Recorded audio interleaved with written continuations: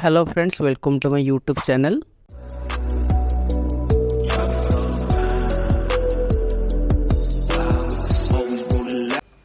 Hello guys, welcome back to the another session of General Agriculture MCQs. In this session we are going to discuss about some important General Agriculture MCQs and उसके जो associates points होंगे वो भी हम discuss करने वाले हैं इस क्लास में।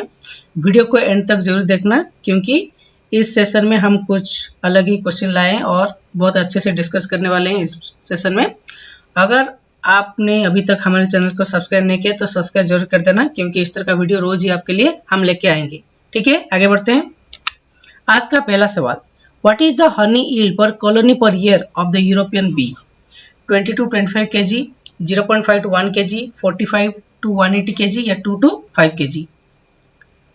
बहुत ही इंपॉर्टेंट क्वेश्चन है और IBPS AFO में बहुत बार पूछा जाता है ये सवाल। चलिए बताइए, यूरोपियन बी साइंटिफिक नेम क्या है इसका? Apis mellifera. ठीक है, तो आपको आंसर तो पता ही है। इसका सही जवाब है option number C, 45 to 180 kg, जो कि बहुत ज़्यादा यील्ड देता है यूरोपियन बी, इसलिए इसको कल्टीवेट किया जाता है।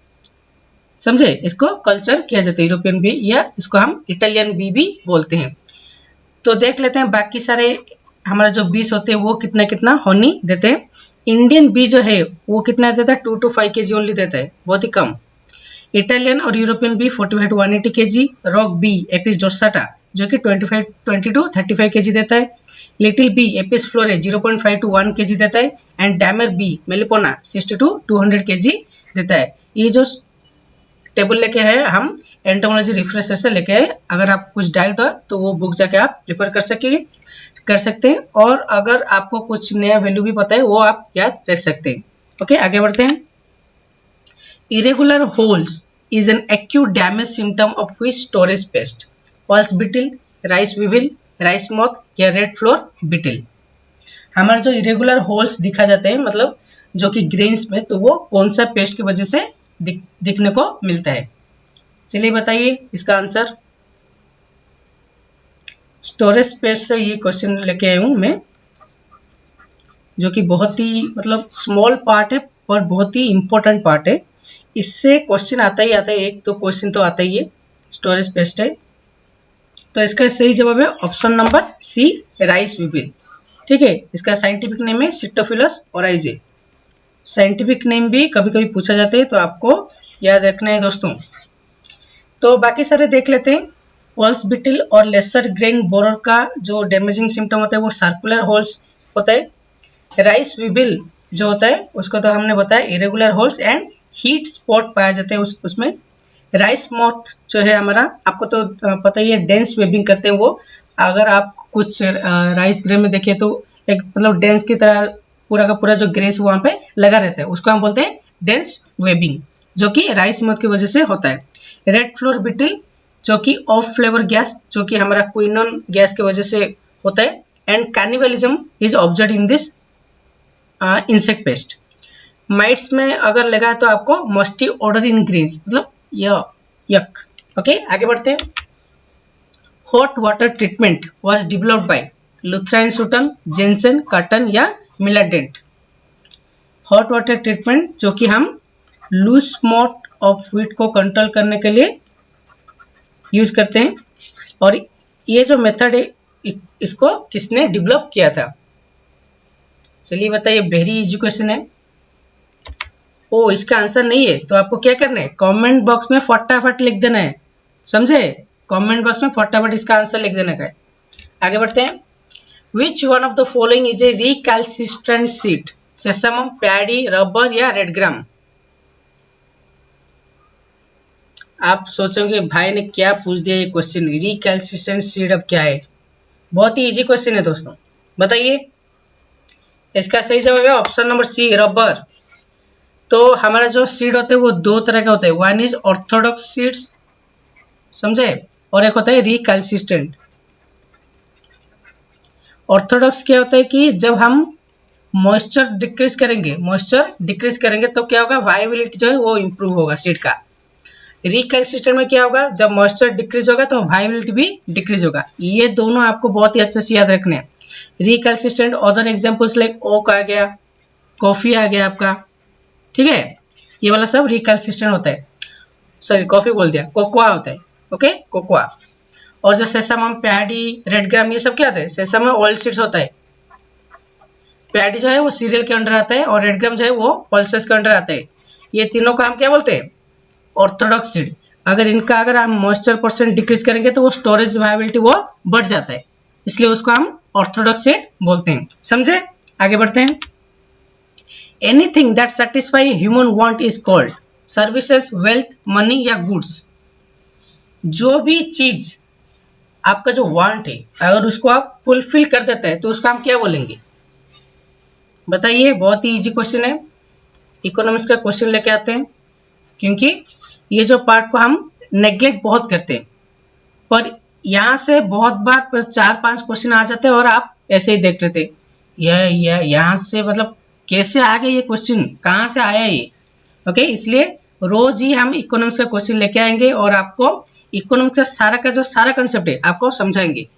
इसका सही जवाब option number D, goods. Goods जो है anything that satisfy human want. तो there are 4 types of goods, one is free goods, second is economic good, producer good and consumer good. Free good क्या होता है, जो कि नेचर में available रहता है, पानी हो गया, जमीन हो गया, वो फ्री गुड है, आप जितना भी चाहे यूज कर सकते हैं। इकोनॉमिक गुड क्या है, जो कि हम बनाते हैं, खुद बनाते हैं और उसके जो बनाते हैं उससे हम सेटिस्फाई मिलता है उसको, ओके। प्रोड्यूसर गुड क्या है, फॉर एग्जाम्पल यहाँ पे वुड हो गया, ओके, वुड से हम बनाए टेबल, ओके, टेबल से हम क्या पाए, सेटिस्फाई पाए, तो उसको हम बोलेंगे प्रोड्यूसर गुड। कंज्यूमर गुड क्या है, जिससे हम डायरेक्ट सेटिस्फेक्शन मिल सकता है, direct we can extract the direct satisfaction from that good is called consumer. For example foods, cosmetics, okay, ये सारे के सारे जो है वो कंज्यूमर गुड्स में आता है। समझे, आगे बढ़ते हैं। Which of the following is a type of farm business, ranching, diversified farming, collective farming या मिक्स्ड फार्मिंग। इनमें से कौन सा है जो फार्म बिजनेस के अंडर आता है, type of farm business under आता है, बताइए।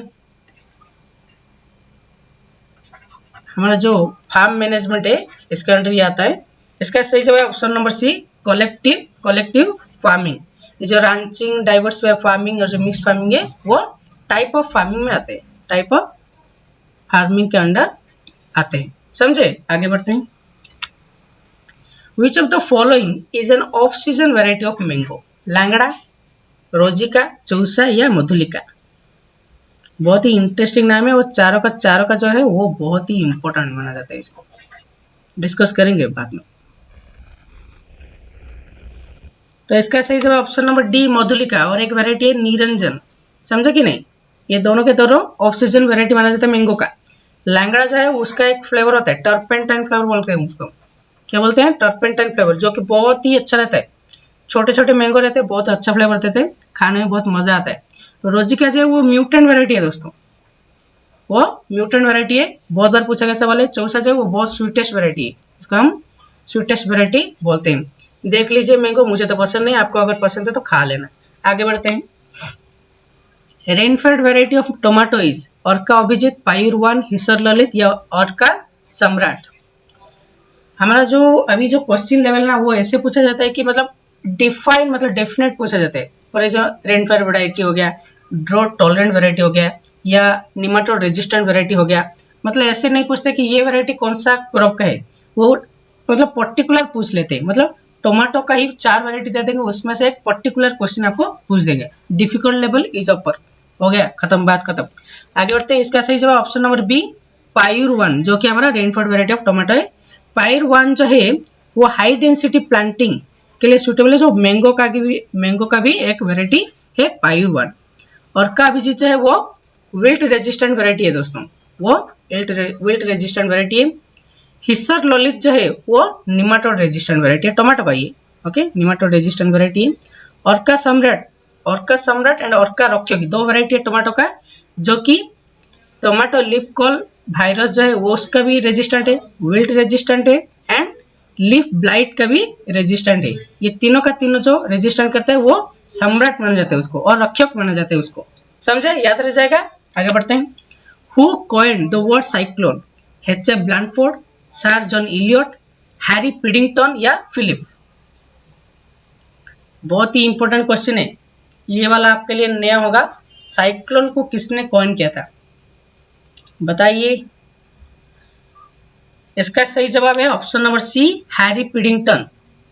याद रहेगा कि नहीं? आपको एक टिप बताते हैं, जब साइक्लोन आता है तो हमारा मुंह से एक नाम आता है, हरी का नाम आता है। ओके, तो उससे आपको रखना है हैरी पिडिंगटन। अभी एक साइक्लोन हिट किया है गुजरात में, ओके, जिसको नाम दिया है बिपरजॉय। ठीक है, तो एक जो नॉर्मल जो आता है विंड फ्लो, उसको हम साइक्लोन कब बोलेंगे? जब मोर देन 120 किलोमीटर पर घंटे के जब रफ्तार से वो हवा बहेगा, उसको हम बोलेंगे साइक्लोन आ गया। एच.एफ. ब्लैंडफोर्ड वो कौन है? वो फर्स्ट मेट्रोलॉजिकल रिपोर्टर है, इसको हम फर्स्ट मेट्रोलॉजिकल रिपोर्टर वो एच.एफ. ब्लैंडफोर्ड है। सर जॉन इलियट वो फर्स्ट डीजी है ऑब्जर्वेटरी का, समझे? First DG of observatory. Philip कौन है भाई? ये स्पार्क ने दिया था, ये स्पार्क कॉन्सेप्ट दिया था, सॉइल प्लांट एटमॉस्फेयर कंटिन्यूम। ये कॉन्सेप्ट को डॉक्टर फिलिप ने दिया था। आगे बढ़ते हैं। How many soil climatic zones are present in India according to ICAR? 20, 64, 131, 15? हमने तो एग्रो क्लाइमेटिक जोन पढ़ा था, ये तो सॉइल क्लाइमेटिक जोन पूछ लिया। बताइए कौन सा आंसर होगा इसमें से? कमेंट में दे देना एकदम, और एक लाइक शेयर और सब्सक्राइब कर देना दोस्तों, अगर अच्छा लगे तो वीडियो आज का। तो इसका सही जवाब ऑप्शन नंबर बी, 64। ठीक है, सॉइल क्लाइमेटिक जोन हमने पूछा है, एग्रो क्लाइमेटिक जोन पूछा है तो 15 होता है आंसर। 20 हमारा एग्रो इकोलॉजिकल जोन होता है, 131 जोन होता है वो भी एग्रो इकोलॉजिकल जोन होता है, और ये NARP के अंदर, ओके, NARP के मतलब ICAR NARP national agro research project के अंदर वो आता है। 15 जो है हमारा एग्रो क्लाइमेटिक जोन है। तो आज के लिए इतने ही दोस्तों। अगर आपको वीडियो अच्छा लगे तो एक थंब मेरे लिए, एक शेयर आपके दोस्तों के लिए, और सब्सक्राइब मेरे फ्यूचर के लिए। थैंक यू दोस्तों, आगे मिलते हैं in the next session. Thank you guys. For more updates, join our Telegram group AgriBuzz. The link is in description box. Please check it out.